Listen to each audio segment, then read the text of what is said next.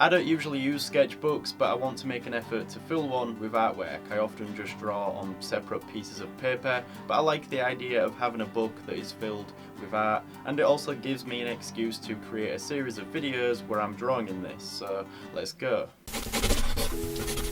I need to open this up and get that fresh sketchbook smell. For those that are wondering, this is a moleskin sketchbook. I've used these in the past and they are good quality. Sometimes you can get some sketchbooks that are quite flimsy and the paper inside is really thin, but this is solid and the paper is 165 GSM. So to give you an idea, printer paper is around 80 GSM and Bristol board that I normally use is 240 GSM. So this is a good in between. Apparently there are 96 pages inside here and I'll be drawing on both sides, so that equals 192 drawings. That is a lot of artwork. The first page of a sketchbook can be challenging. You're under pressure to make it look good and presentable. I mean, it's the first thing that you see when you open up the book.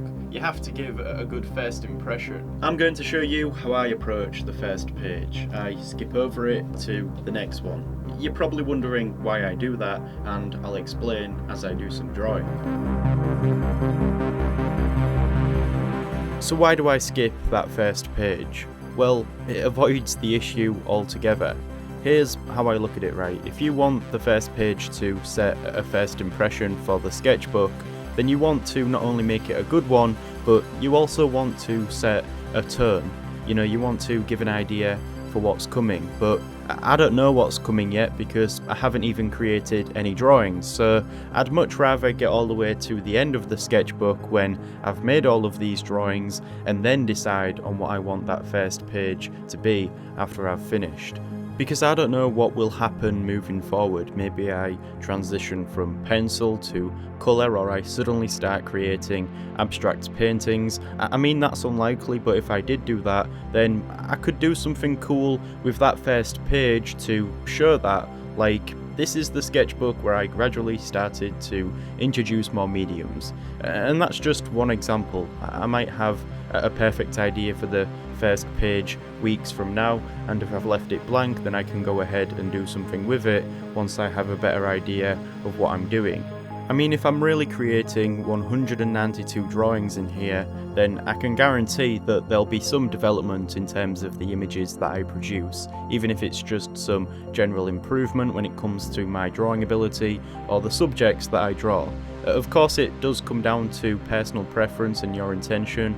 Most artists will just start sketching from the start without any prior planning, and that's probably how a sketchbook is commonly used. You know, it's not a place for final artworks. You don't have to approach each page with care and consideration. Instead, it's just about drafting out your ideas, practicing and planning.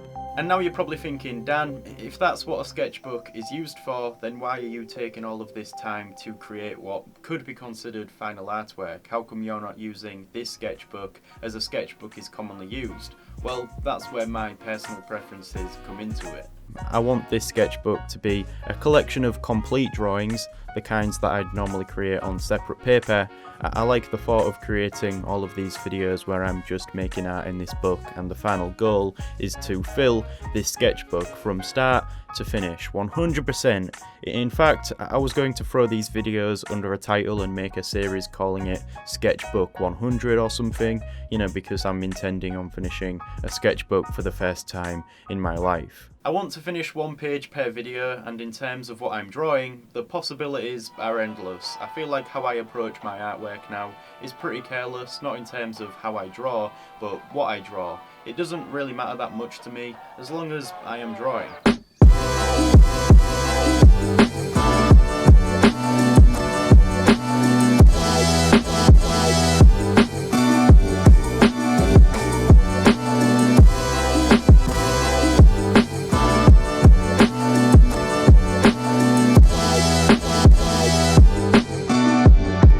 Here I am mostly working from my imagination, creating an environment in 2-point perspective.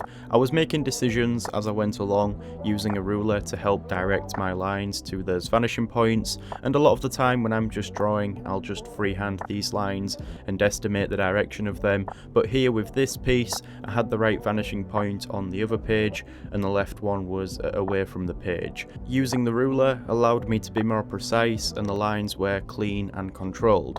The result is very geometric, and a lot of these environments that I draw are like this. Although I was drawing most of this from my imagination, I did use this photo that I had taken in Japan. I had included that stairway in the drawing and then started to build on top of that.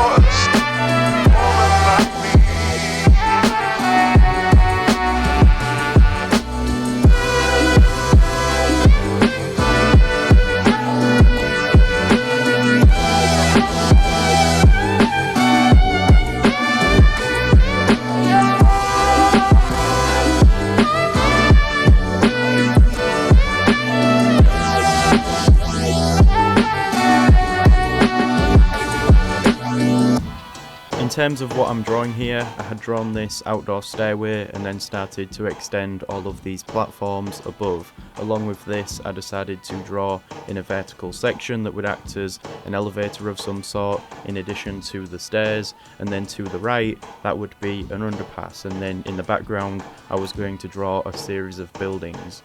I was tempted to start bringing some of those lines over onto the next page that was on the right and create some kind of double page spread, but I decided just to focus on one page at a time.